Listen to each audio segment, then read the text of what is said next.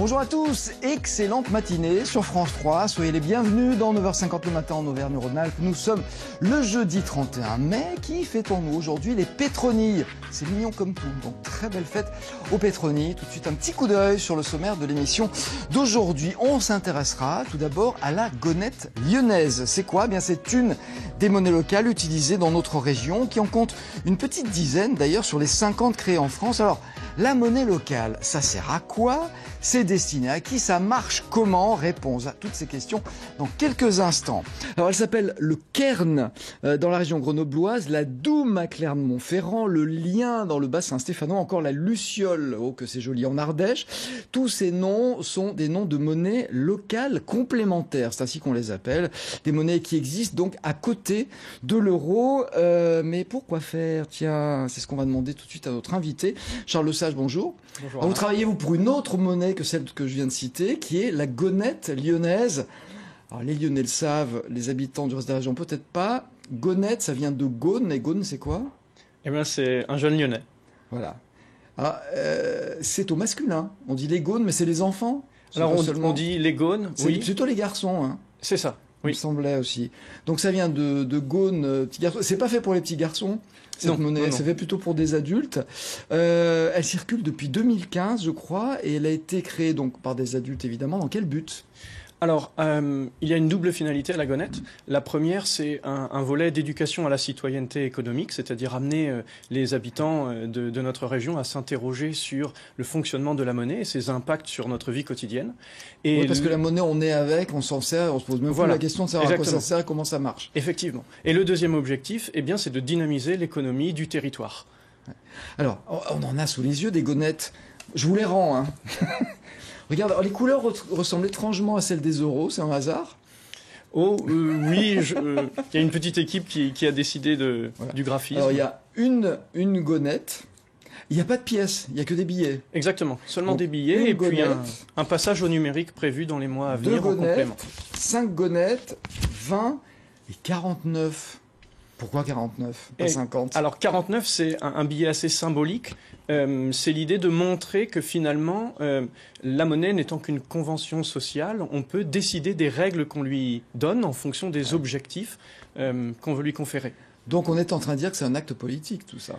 Alors c'est un acte démocratique, effectivement. L'idée, c'est que les citoyens, les représentants des citoyens, les entreprises, les associations du territoire s'approprient la monnaie pour la mettre au service de l'intérêt général. L'idée, c'est de dire qu'on n'est pas forcé de tout subir, on peut aussi être initiateur, et on peut aussi déterminer ses règles.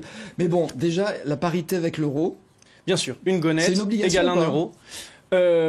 Alors oui, c'est une obligation et puis c'est surtout une coutume pour faciliter, je dirais, le calcul tant pour les utilisateurs que pour les commerçants, les artisans. Voilà, une gonette, 1 euro, 20 gonnettes, 20 euros. Voilà. Alors on n'est pas complètement uniquement dans le symbole, mais il y a un petit peu de ça. Et il y a aussi la vie réelle qui est là. Et donc on peut pas vivre uniquement avec des gonnettes. Aujourd'hui, on peut pas être payé uniquement en gonnettes, ne consommer, un mot que je déteste, mais c'est un petit peu ça, ne dépenser qu'en gonnettes. C'est un complément, comme d'ailleurs c'est dit, c'est une monnaie complémentaire. Oui. Elle sert à quoi alors au quotidien? Alors, à ceux qui l'utilisent. Très bien. Aujourd'hui, environ 300 entreprises et associations font partie du réseau de la gonette. Ce sont des entreprises, des commerçants, des artisans, des épiceries, engagés dans une démarche d'économie responsable, tant sur le plan social que sur le plan écologique. Et ce que nous invitons à faire, c'est nous invitons les habitants de la région à échanger leurs euros contre des gonnettes et ainsi aller faire une partie de leurs dépenses dans un réseau économique, je dirais, engagé dans une société plus durable sur les plans écologiques et sociaux. Alors on va voir comment ça fonctionne au quotidien. Auparavant, je voudrais savoir si c'est facile de créer une monnaie. Est-ce que n'importe qui peut décider du jour au lendemain de créer sa monnaie? Alors, il y a deux questions finalement dans votre question. Alors, c'est très réglementé. Effectivement, nous sommes sous le contrôle de l'ACPR, hein, une autorité prudentielle.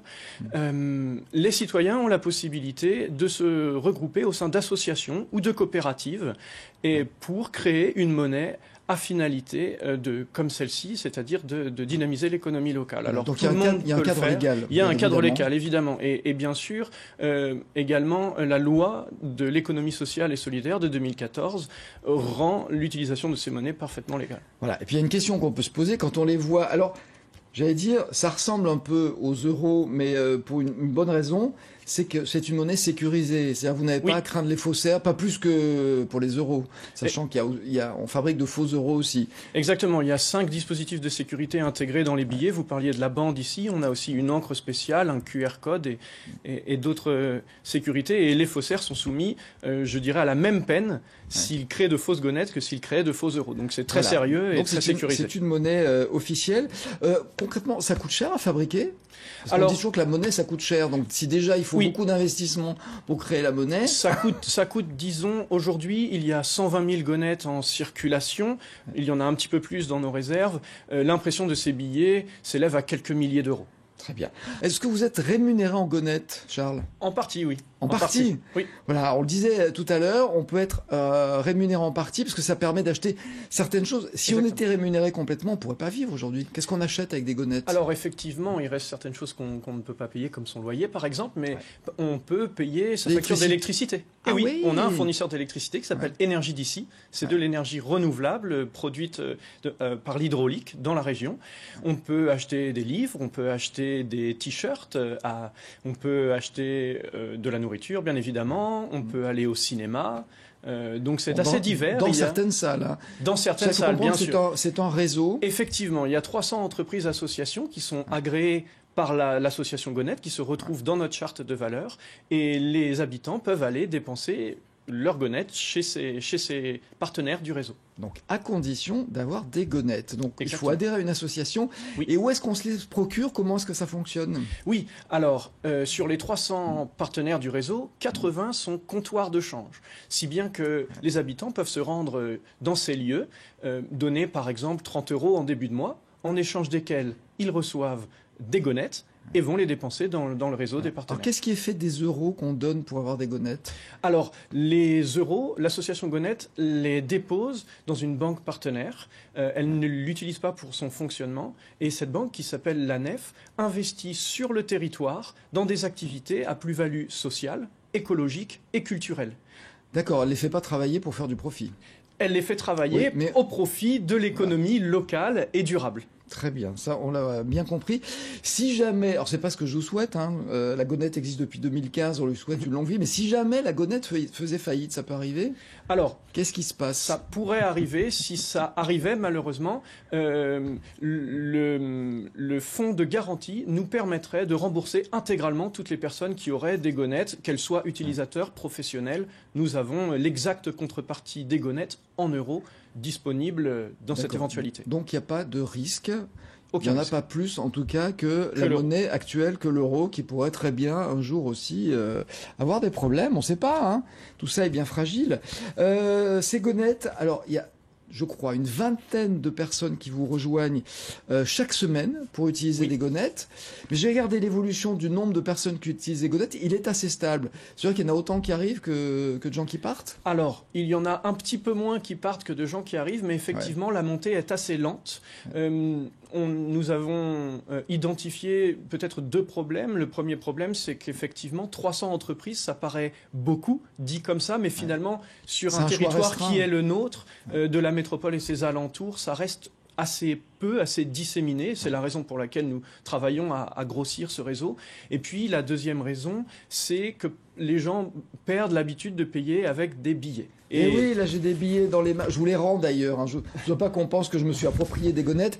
Mais on utilise de plus en plus la monnaie électronique. Voilà. Et donc nous travaillons à cela également. Dans les mois à venir, la gonette aura en complément de ses billets papier une version numérique pour faciliter son utilisation. Bon, ça, c'est une bonne chose. Donc, on se les procure. Le siège d'association est à Lyon. Exactement. Et chez les commerçants, vous m'avez dit. Hein. C'est certain. Chez 80 commerçants dont vous pouvez voir la liste sur notre site internet. Et un dernier mot. Si on n'arrive pas à dépenser toutes ces gonettes, parce que vous dites il y a un choix restreint pour l'instant, espérons que ça va s'élargir tout ça. Oui. Qu'est-ce qu'on en fait ? On ne va pas les garder chez soi à rien faire ? Alors, les utilisateurs sont amenés à dépenser les gonettes dans le réseau de partenaires. C'est eux qui décident, ou ce sont eux ou elles qui décident du montant de gonettes qu'elles échangent contre leurs euros, si bien qu'il n'y a pas de problème pour les dépenser. Pour ce qui est des professionnels, nous les accompagnons à trouver une issue pour dépenser leur gonette, si bien auprès de leurs fournisseurs que pour leur électricité, qu'en paiement en partie du salaire de certains salariés ou certaines salariés qui seraient intéressés. Et puis, in fine, si le professionnel n'a pas de manière de dépenser ses gonnettes, alors il a la possibilité de les échanger en euros. Ouais. Alors j'avais promis, il y a des photos sur les Oui, billets. Qui sont ces gens? Alors, sur chaque billet, on a 2 photos, au recto et au verso, avec des citations. Vous avez sur un côté du billet une personne célèbre, comme sur le billet de 2, vous avez l'abbé Pierre, par exemple. Et puis de l'autre côté, vous avez un citoyen ou une citoyenne anonyme et qui témoigne de son intérêt pour un tel projet. Tout ça est plein de symboles, on l'a compris. Merci beaucoup d'être venu nous parler de cette monnaie complémentaire. Je sais qu'il y en a une, justement, là où on rejoint Valérie tout de suite, c'est le Léman. Elle s'appelle le Léman. Exactement. D'ailleurs, merci beaucoup.